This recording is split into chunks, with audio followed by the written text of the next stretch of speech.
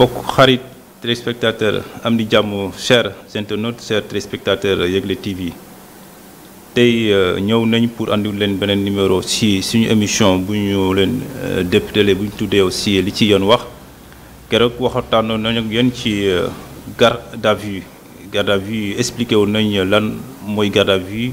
lan mooy différence garde à vue ak mandat de dépôt léegi ñu ñëw ci tur boobu ñu tudd léegi muy mandat de dépôt. Mandat de dépôt lan mooy mandat de dépôt ak kan moo mun a décerner mandat de dépôt mandat de dépôt bu ñu ko waxee bokk na ci procédure pénale mooy su nekkee am na koo xam ne yoon topp na ko autorités yi def seen enquête d'abord dañuy placer la personne présumée auteur de l'infraction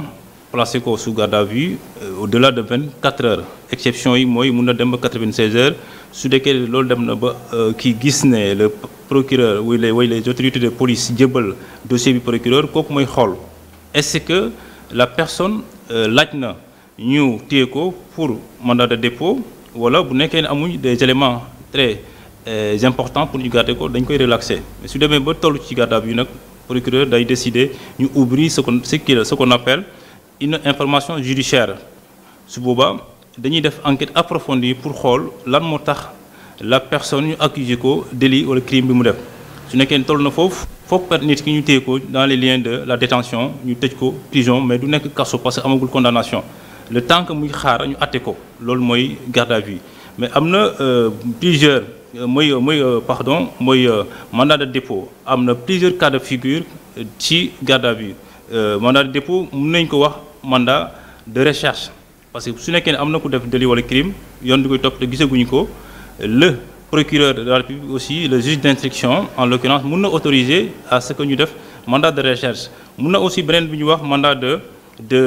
perquisition su nekkee ne yoon am na kum topp wala su nekkee ne nit am na jafe-jafe ak locataire entre locataire ak bailleur ba am décision bu daanu mun nañu yónni benn huissier pour mu jox le locataire qui est récalcitrant à ce que mu génn mais su nekkee dafa war a génn foog ñu ebal huissier bi mu ñëw dina am mandat foofu day am mandat de perquisition pour ñu xool aussi bagage yi génne ko pour mu am mun a am jaxasoo mun a am beneen mandat bu ñu wax mandat d'arrêt mun a am à l'intérieur du pays comme mun a am mandat d'arrêt international mooy ci kaw koo xam ne yoon da koy topp mu daw parce que boobaa pour ñu mun ko àtte foog aussi ñu andi ko léegi su nekkee am na mandat d'arrêt international il faut falloir que ki nga xam ne def na infraction bi réew bi mu dëkk ak réew bu mu daw ñu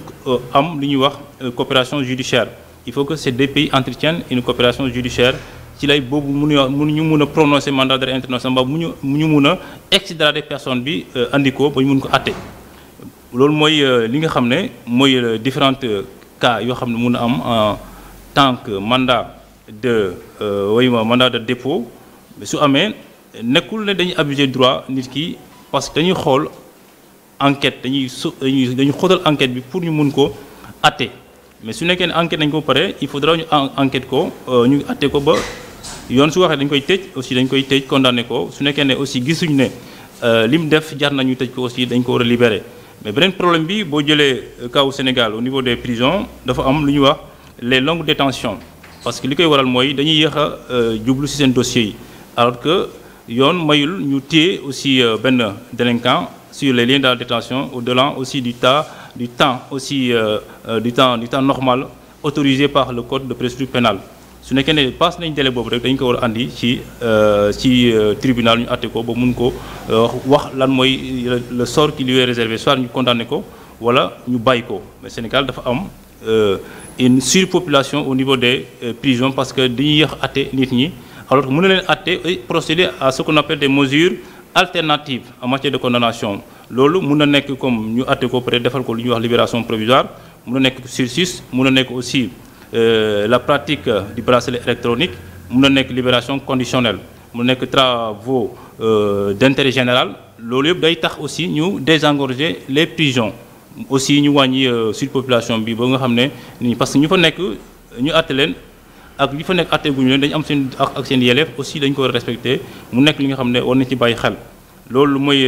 li ñu andi woon ci question bi laaj bi ñu andi woon tey ci seen émission li ci yoon wax muy mandat de dépôt ñu ngi leen di gërëm di leen sant di leen jox dig daje ci beneen numéro d'ici lundi incha allah merci.